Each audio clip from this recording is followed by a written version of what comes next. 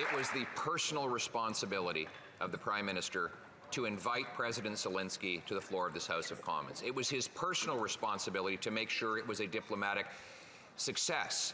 It was his personal responsibility to continue to lead the government that has the security, intelligence, and diplomatic agencies that could have and should have vetted all individuals who were present and recognized. Yet this Prime Minister allowed for a monumental, unprecedented, and global shame to unfold in this chamber. Will he take personal responsibility for this shame and personally apologize on behalf of himself? Right.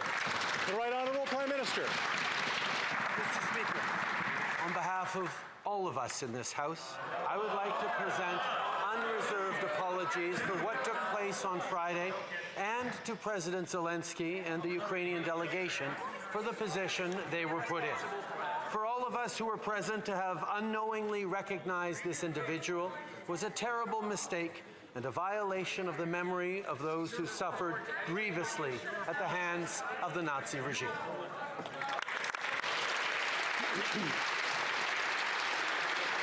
The Honourable Leader of the Official Opposition.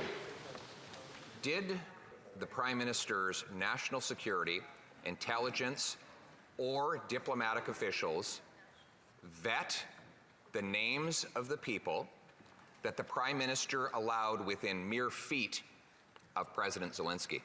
The Right Honourable Prime Minister.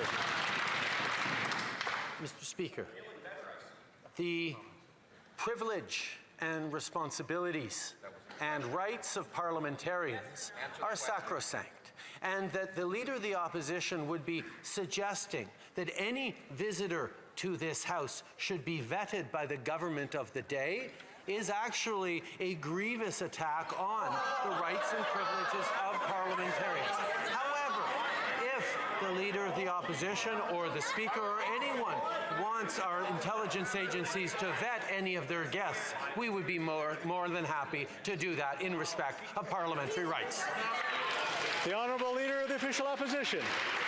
So the Prime Minister has just said that he allowed the President of a war-torn country, who is perhaps the biggest target of false propaganda and of potential assassinations, to be surrounded by hundreds of people who had not been vetted for their security background, their potential risks that they present, or in this case, the massive diplomatic disasters that they could have brought to that event. Is he really saying that he did absolutely nothing to protect the Ukrainian president from all of those many risks?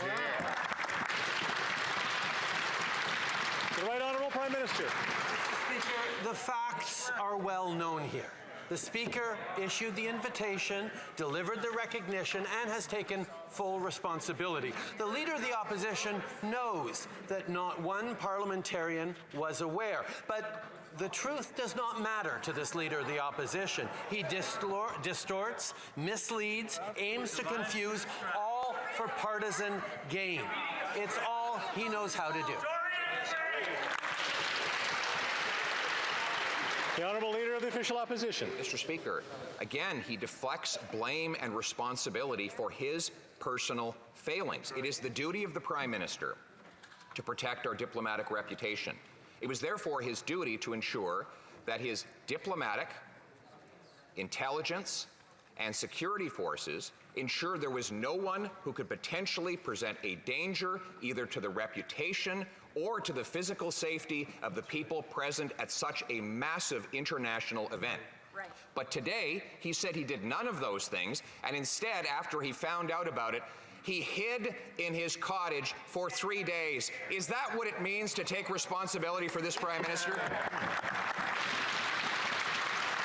The Right Honourable Prime Minister. Mr. Speaker, we all know how many years the Leader of the Opposition has served in this House, and we can surely remember all the times he has stood up to defend the honour, the rights, the privileges of parliamentarians. And yet now, in order to make partisan attacks, he is proposing that the government of the day have the ability to vet and oversee the rights of parliamentarians and indeed of the Speaker to include people in this House, to invite them into this House. I know that the Leader of the Opposition used to have more respect for Parliament than that, but he's busy making a partisan attack.